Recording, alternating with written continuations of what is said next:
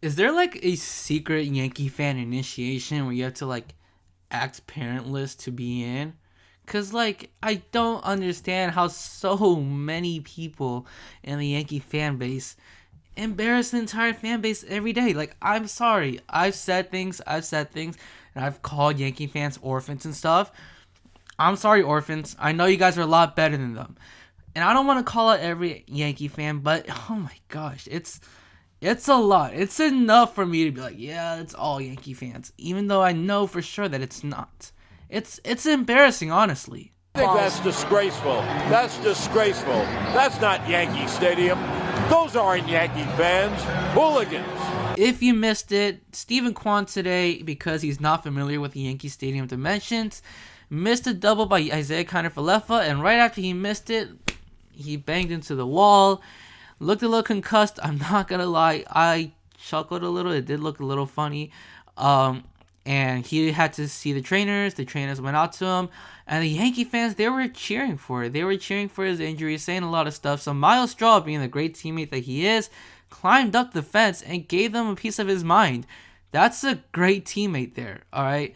So I don't know what people are saying about like all this. You should suspend MYLES STRAW or some stuff. What? He's being a great teammate. And then Carlos Beltran, let's talk about him, because he was saying that MYLES STRAW should not have done what he did because it shows the fans that they're in his head. MYLES STRAW's never going to see them again. MYLES STRAW doesn't care about them. He's just saying something in the heat of the moment to defend his teammate because he's a good teammate. But Carlos Beltran, you would never know anything about that because you have 0 ounce of loyalty in your life. You literally came to Houston, brought a cheating scheme. You said to the front office that they needed to update their cheating scheme as if like we had one already. And then you won your only ring with that team because you brought a cheating scheme into it. Now you can make the argument that the Astros didn't need the cheating to win, and I'm one of those people who would say that time and time again. Like, the numbers say that the Astros were better without the scheme than with the scheme. So you can make that argument, but Beltran, you brought the cheating over here. You still reeked. You won your only ring with the cheating. And then when the Yankees sign you to their broadcast, you're saying it's tainted. Your only ring is tainted. You made a problem in Houston, left the problem just to bash the problem that you created. Like, what? Like, Carlos Beltran, you're the biggest piece of... If it's so tainted, Carlos Beltran, you work for a broadcast company now. That broadcast company has a Twitter account. They can do giveaways. You can give away your 2017 World Series ring. That's going to help the broadcast. Why don't you do it? Why don't you do it? If it's so tainted, if you don't want the ring anymore, give it away. Give it away to a Yankee fan. Who cares? Give it away. Do it. Or, heck, some Astros fans might start keeping up with the Yes broadcast because they want to win that 2017 ring. Give away your ring. If it's so tainted, give it away. You don't need it. You don't want it, right? Do you want it? No, right? I hope you wouldn't want a tainted ring, right? Surely if it's so tainted, you would, throw it out. Or better yet, send it to me. Drop me a DM and I'll send you my address. Drop it to me. Anyways, enough about that scumbag. After the game, Yankee fans started throwing stuff at Oscar Mercado and MYLES STRAW. I've never seen anything like this anywhere else. The Yankees walked it off, and it got so bad that John Sterling said this about the Yankee fans. I think that's disgraceful. That's disgraceful. That's not Yankee Stadium. Those aren't Yankee fans. Hooligans. And it got to the point where the Yankee players had to stop you guys from throwing stuff. Like, what is up with you guys? Could you guys, act normal? You know what? I have an idea. Why don't we build a fence in Yankee Stadium where the home run dimensions are right now? So, you know how we have netting on the side? Instead of netting in the outfield area, we build a fence. And then anything that touches the fence is a home run.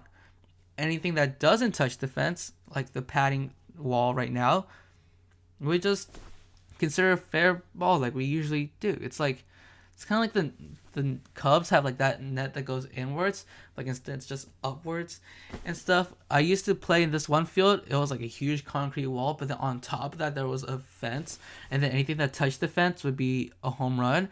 We could do that in Yankee Stadium. That way you can't throw stuff on the field. You could maybe like stick your finger through the field and stuff. But honestly, Yankee fans don't deserve a clear view anymore. They deserve a fence to stop themselves from throwing stuff in. And guess what? At the same time, they're not going to get any baseballs because they can't. And the players can't throw it through the fence either. That way, you know, you got to punish Yankee fans for what? Their last century of bad behavior. I don't even know. It's horrible, especially when that one dude threw a ball at Verdugo as well. Like, this isn't new stuff. Yankee fans have shown time and time again that they just can't behave. They didn't get raised. I'm sorry, like it's just what it is. That way we can prevent issues like this from happening time and time again. And maybe eventually, like after a whole 2 seasons, you'll be like, okay, let's see if Yankee fans can start to behave. And if not, we'll just put the fences up again. I know we're treating them like kids, but they're acting like kids. No, kids act better than this. Kids know not to throw stuff on the field.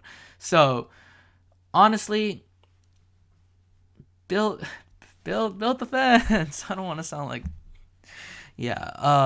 I don't even know. Yankee fans had the audacity to like say suspend MYLES Straw.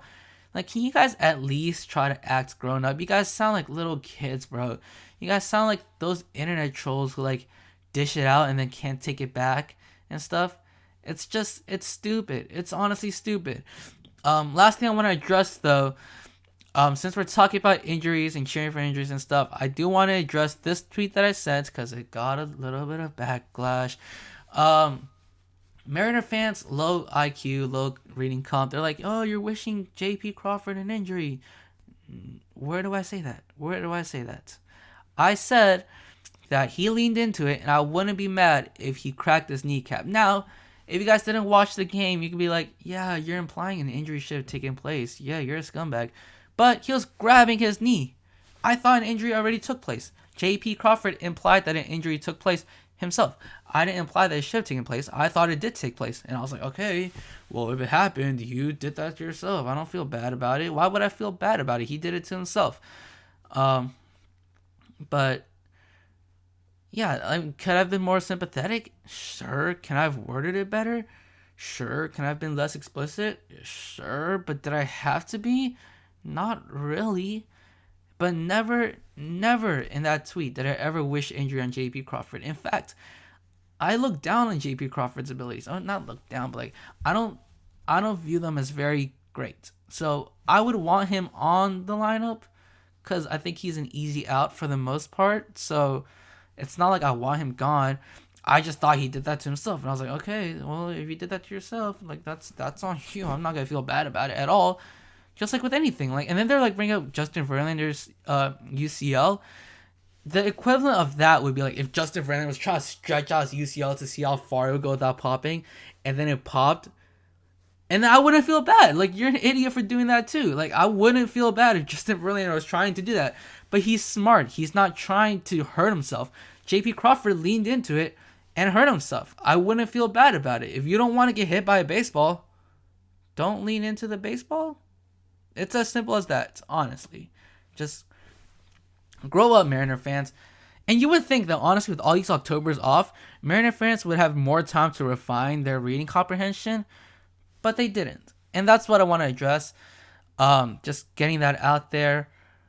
And yeah, Yankee fans, grow up or we're going to build the cage. Thank you guys for watching. If you guys want to stay tuned for more of whatever this video is, feel free to subscribe right here. If you guys just want to check out some more videos right now, this is my most recent upload. Again, thank you guys for watching, and as always, it is Stro season all season.